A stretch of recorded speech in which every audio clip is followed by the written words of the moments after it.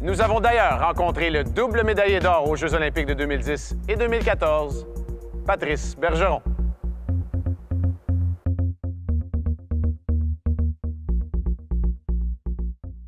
Moi, j'ai commencé, je viens de la région de Québec, donc j'ai commencé un petit peu sur la rive-sud de Québec pour mon MAG, le MAG 1 à 5 jusqu'au novice A, puis Atome aussi, Atome 2A, 2 années de suite. Puis ensuite, on a déménagé sur la Rive-Nord, donc après ça, j'étais pour l'organisation des gouverneurs de Sainte-Foy jusqu'au Midget 3, dans le fond. La première édition du Blizzard du séminaire Saint-François, Midget 3, j'ai fait partie de ça. Puis ensuite de ça, j'ai été repêché par les Titans Acadie Batters au junior majeur. Dans ta carrière professionnelle, tu as eu des obstacles. J'imagine que tu en as eu aussi au hockey mineur. Est-ce que tu as des obstacles ou des embûches que tu as dû surmonter? Bien, plus jeune, j'avais un petit gabarit, j'étais vraiment un petit joueur. Puis ça a duré même au niveau bantam.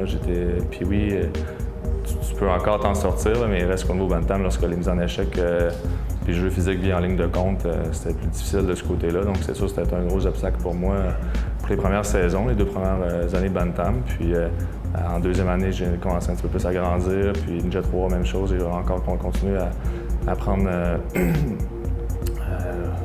ma stature physique a commencé à continuer à grandir, donc ça m'a aidé beaucoup. Puis, mais ça, c'était un défi de ce côté-là. T'as-tu tout le temps joué à l'attaque? On faisait une rotation au niveau MAG, puis vraiment novice les premières années. Tu fais un petit peu une rotation, là, tu touches à toutes les positions, puis même gardien. Puis j'ai toujours refusé d'aller dans les buts ou même, j'allais quelques fois en défense, mais le plus que je pouvais, si je pouvais jouer à l'attaque, je le faisais. Donc ça a toujours été la position dont je voulais jouer, puis que je voyais pas vraiment d'autres options là, pour moi si je voulais continuer. Quand tu penses à ton hockey mineur, est-ce qu'il y a un souvenir qui te vient en tête tout de suite? Bien, je pense qu'il y a des belles expériences qui se sont vécues à chaque année. Là.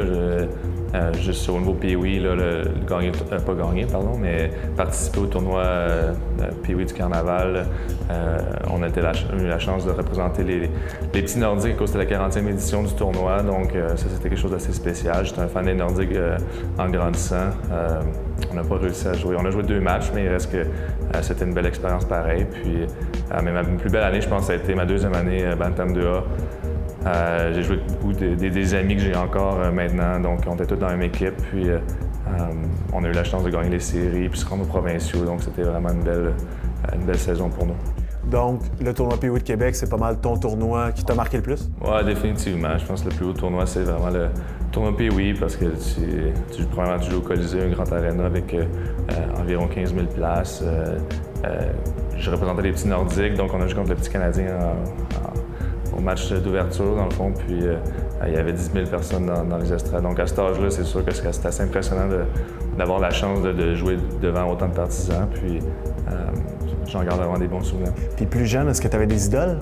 Des joueurs que tu regardais et tu voulais faire comme eux? J'ai toujours eu... j'étais un partisan des Nordiques, donc j'ai toujours aimé Joe Sakic, mais vraiment mon joueur préféré, si je n'avais à choisir un, c'était toujours Peter Forsberg. J'aimais la façon dont il jouait, son intensité sur la glace, puis aussi évidemment ses habiletés. Donc ça a toujours été une personne que je regardais. Quel conseil tu pourrais donner à un jeune, justement, qui est là, il joue au hockey mineur, puis qui rêve de faire comme toi, carrière dans la Ligue nationale? C'est cliché, mais vraiment de croire en ses rêves, d'y croire. Je pense pas qu'il n'y a pas grand monde qui m'aurait compté parmi les gars qui auraient percé dans la Ligue nationale plus jeune. Que ce soit par mon gabarit ou même des fois par la façon dont la saison se déroulait. Il y avait des joueurs des fois qui étaient plus dominants que moi, mais il reste que j'ai travaillé extrêmement fort pour me rendre ce que je suis. Puis c'est vraiment d'y croire puis s'amuser aussi. Je pense que tu peux pas atteindre tes objectifs si tu t'amuses pas là-dedans, si tu vas pas à ton plein potentiel. Donc c'est vraiment important de croire en tes rêves, mais aussi de t'amuser puis de t'écouter là-dedans.